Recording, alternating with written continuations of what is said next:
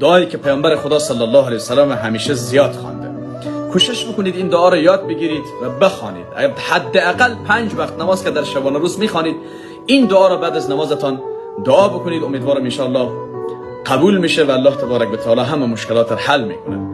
اللهم انی اعوذ بک من الهم والحزن واعوذ بک من العجز والكسل واعوذ بک من البخل والجبن واعوذ بک من غلبة الدین و قهر الرجال.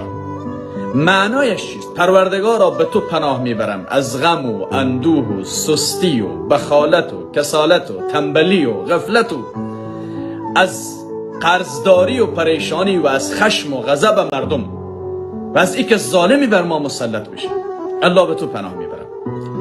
این دعا را بخوانید، ان شاء الله حتما در زندگی راهی برای بیرون رفت از مشکلات پیدا خواهد شد.